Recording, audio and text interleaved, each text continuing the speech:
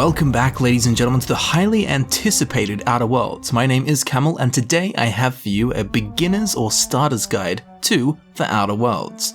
Now, while this isn't a review, I will just quickly say now that I'm very much enjoying this game. Should you buy it? Well, watch this video and decide for yourself. So essentially, we'll be running through the core components of the game and the functional and important systems, giving you tips on general gameplay and just things that I wish I had known when I started playing it. Now, I was privileged enough to have been given early access to the game, and I've sunk about 50 hours into it so far. Point being that I do have extended experience with the Outer Worlds, so this video is coming from somewhat of a place of knowledge. And given it's a completely new game, it's a completely new IP created by a studio we love, Obsidian, the Outer Worlds definitely needs a video like this for new players, aka all players. Now, timestamps for each specific topic can be found down in the description, along with my other Outer World video links and my social media links. Be sure to check all of that out after this video. So let's get straight into it, shall we? First thing we'll do is create our character, and the first stage of this is assigning our attributes. Now, there are 6 of these, all of which will be average by default, and we'll get 6 attribute points to assign. I would suggest placing 1 point into each attribute and making your first character a bit of a jack of all trades so that you can get a feel for the game first, rather than narrowing your character's options right at the start of the game before you've even played it. Strength will increase melee damage and carry capacity, Dexterity will affect melee attack speed and ranged weapon reload speed, Intelligence affects critical hit bonus damage, Perception affects headshot and weak spot damage bonuses, Charm affects faction reputation and companion ability cooldowns, and Temperament affects your natural health regeneration. As far as I have experienced, this is the only part of the game in which we get to assign attribute points, unless I've missed some special quest or something of the sort. Now, next up, we will get 2 sets of 10 points to place into skills. The interesting thing here is we place skill points into core skills, which govern specialized skills.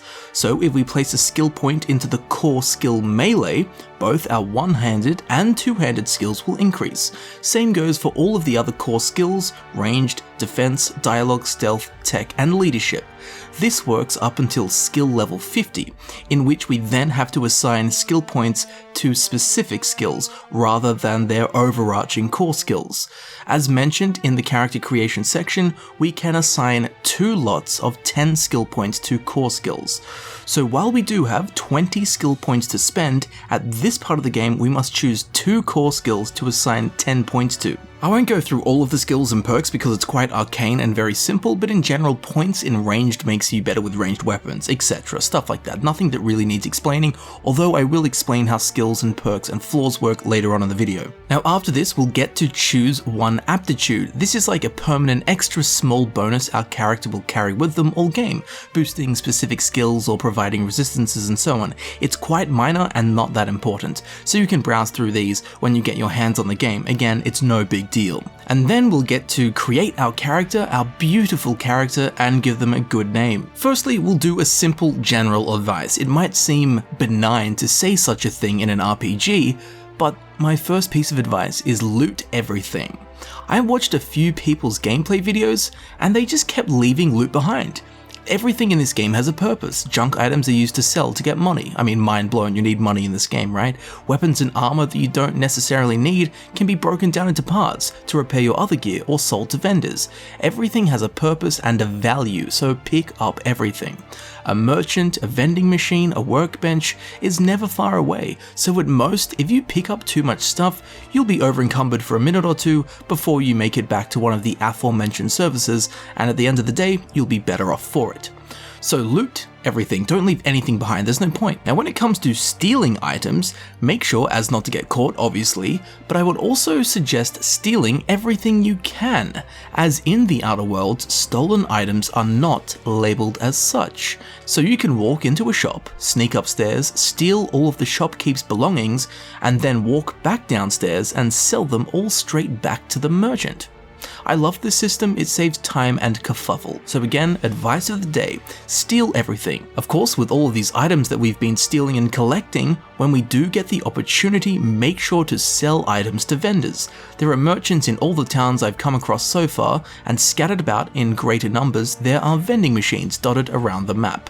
However, in order to sell items to a vending machine, you need to have a hack skill of 20 or higher. This should be of no issue, as 20 out of 100 is no real challenge. Some vendors also sell restricted items, which require a higher reputation or a hack skill of 40 in the case of vending machines. Your current reputation standing with a specific faction will also impact the prices when both buying and selling to merchants or vendors associated with said faction. Now, sometimes you'll want to not sell items so that you can break them down into weapon parts in the case of weapons and armor parts in the case of armor. These are used to repair your weapons and armor, as you might have guessed. You can break down items and repair items at any point in your gameplay. Simply follow the prompts at the bottom of the screen while in your inventory menu. But to repair items on the fly, you will need an engineering skill of 20 or higher. Now, you can repair items at vendors, it's a service that they offer, but oftentimes it's quite costly.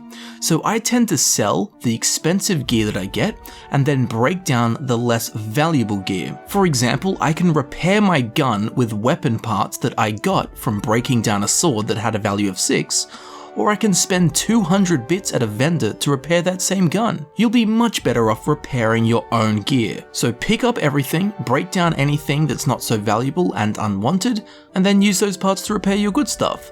It's very important to repair gear often as well, as the lower the condition, the less damage your weapons will do, and the less protection your armor will provide. Now, there are also workbenches in the game. Here we can break down items and repair items, but we can also modify items and tinker with them. Firstly, modification. Throughout our gameplay of looting everything, we can find weapon and armor mods. These are easy to find within your inventory as they have their own tab. These are simple changes we can make to items, change their weapon damage type, add a scope, make them swing faster, so on and so forth. To apply a weapon modification, we must be at a workbench. We cannot do this on the fly, like repairing or breaking down items. Applying a mod to an item is irreversible. While you can apply a different mod later on, you cannot get applied modifications back, so be mindful before application. Now, to tinker with items, you need a science skill of 20 or higher. Like modifications, they can also only be done at workbenches. It's essentially a way of slightly improving items. So, at the cost of weapon and or armor parts, you can slightly improve the stats of whatever item you choose to tinker with.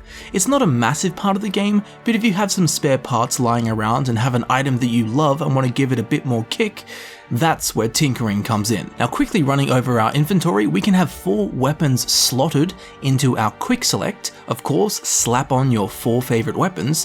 For armor, we have 2 slots. This is the armor that goes on the body and the armor that goes on the head. You've got a body slot and a head slot. And the only other thing of mention is our inhaler. This is the thing we pump when we need a hit of something in particular. As we can see up on the top, there are 2 free slots that I can place consumables into. The other slots will unlock as my medicine skill increases. So whatever items we place into these slots are the items our character will consume when we activate our inhaler. Every consumable will have an effect. We can see this in the item description, where it will list the benefits and or detriments and the duration of that particular consumable. So for me, I have a healing item and an item that gives me extra damage resistance. So in my time of need, while on low health, I can hit the inhaler, it will heal me up, and I'll gain some extra defense. You can swap in and out whatever combination of consumables you want, or you can go into your inventory and manually consume an item. This is something you might do just before a big fight when you want some more effects than your slotted inhaler items can provide. Now, when it comes to weapons, there are different types of damage, such as physical, shock, plasma, poison, and N-ray. The damage type is shown by the weapon's damage color and the small icon next to the weapon. Physical's white, shock is blue, plasma is red, poison is green, and N-ray is purple. All these damages come with slightly different effects, but more importantly, certain enemies have weaknesses to specific damage types. For example, robots are weak to shock damage. So it's always a good idea to carry items of different damage types so that you can beat down on whatever enemy you happen to encounter. You can also easily mod most weapons to change their damage type. For example, I changed this light machine gun from physical damage to shock damage with a simple and common modification. Unique items are easily identified as their icon windows are decorated with a golden swirl, oftentimes possessing special effects and outperforming their standard counterparts. Items also have a level. This is not the level you need to be to use the item, but more of a general indicator of the item's power. The higher the level on an item, generally the better it is. Now, while it is minor, there are also rarer versions of items called Pristine items. These can be identified by the small diamond symbol next to their icon. These are generally worth about double their standard counterparts and will also have a greater condition, so keep an eye out for those and make sure to sell them or use them. Now, when it comes to lockpicking and hacking, it's rather simple. For lockpicking, we'll need an item called mag picks, and for hacking, we'll need an item called bypass shunt. Now, both of these items are consumed in the process of lockpicking or hacking. Now, each locked terminal or locked chest or whatever will require and consume a different amount of these items, as well as requiring a certain skill level in either lockpicking or hacking. If you don't have the correct amount of mag picks or bypass shunts or a high enough required skill level, you won't be able to unlock or hack whatever it is you're trying to get into. There is also no minigame, it's purely based on skill level and whether or not you have enough mag picks / bypass shunts. With that said, unlock and hack everything you can, boxes, crates, doors, terminals, whatever it is. When you do so, it will provide XP and it will also give you access to more items and information. Now, when we level up, we will gain 10 skill points that we can assign one by one. But it's important to know that for every 20 points into a skill, aka 20, 40, 60, 80, and 100, a unique skill relevant bonus will be unlocked. For example, getting hacking to level 20 will now mean that we can sell items to vending machines, as we covered earlier on in the video. So there are lots of cool bonuses to look out for, so I'd suggest you go through all of the skills and look at the things they will give you, and decide what kind of bonus skills you want to unlock. Therefore, which skills do you want to put points into? Now, along with skill points, every 2 levels, we will gain a perk point, which you guessed it is used to unlock perks.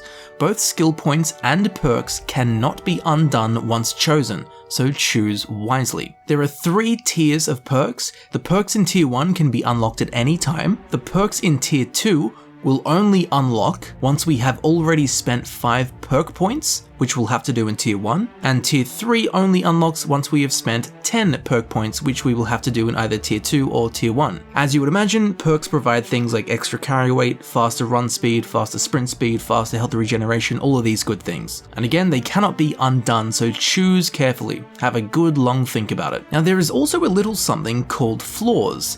If you experience too much of something negative, you'll get prompted with the option of accepting a flaw in relation to whatever that is. I here took too much physical damage, so the game offered me a flaw in which I take 25% more physical damage, the upside being that I gain an extra perk point. Now, it's totally up to you if you accept a flaw, but in this case I thought it was worth it, as a perk is a very rare commodity, and as a ranged build, I don't plan on taking too much physical damage anyway. So while flaws do give you a permanent negative effect, you get a perk point, which gives you a permanent positive effect. And given we only get a perk every 2 levels, I think accepting flaws is usually worth it. Now onto the companions really quickly. Each companion will give you a stat boost. For example, Pavrati will provide plus 10 boost to engineering skill when she's in my party. Your ship can have 6 crew members, but when you leave the ship, you can only take 2 of them with you. This is your party. Companions will also increase your carry capacity, along with provide quests and unique interactions in certain circumstances. We can also give them items, so if we get a really powerful weapon but we don't really want to use it, we can give it to one of our followers. They will also have some options that we can interact with, like choosing what type of weapon they use, whether they're aggressive or passive, whether they stay really far back or really close to you. Now when it comes to NPCs in the world, I suggest that you speak to every single NPC that you come across. A majority of NPCs don't have unique names and they're just called deserter, villager, whatever, but any NPC that has a unique name has a purpose. They'll have a quest, they'll have a dialogue check, they'll have information, whatever it is, every named NPC is there for a reason. So again, speak to everyone, and if you do speak to someone and a dialogue check comes up, always select it, as we will gain XP when we pass it. Now on our ship, we have our navigation terminal from which we can choose which locations we visit. Now interplanetary travel can only be done from our ship. If you want to jump through space, you must return to the Unreliable to do so. Now the last huge piece of advice I have for you is have fun, which sounds goofy as, but more importantly, explore the world, or worlds in this case. While the game isn't officially open world, there are a number of open sandbox areas, so we have 6 or 7 or so smaller open worlds. In the first area, the Emerald Veiled, I spent maybe 15 hours there just exploring and doing everything that it had to offer. So, although the game may not be tagged as open world, it does feel like it. And the smaller scale of these areas has left room for the developers to really flesh them out. So again, explore everywhere. If you want to know what's over that hill, there's probably something there. What's inside that cave? What's behind that waterfall? What's in that crashed ship? What's behind that building? What's in that forest? What's behind that locked door? There will always be something there. If there's some weird little nook and cranny that you can get to, there's probably going to be some loot. Whether you're exploring in the wilderness or in an urban setting, it is rewarding. Exploration is rewarding, which is a key factor to me enjoying a game. The developers over at Obsidian have done a great job of decorating the environment, while at the same time avoiding making it feel crowded or empty. All in all, I've been really enjoying my time in the Outer Worlds. I don't know if I'll be playing it in a month's time or a year's time, but it sure is a breath of fresh air into my addiction with RPGs.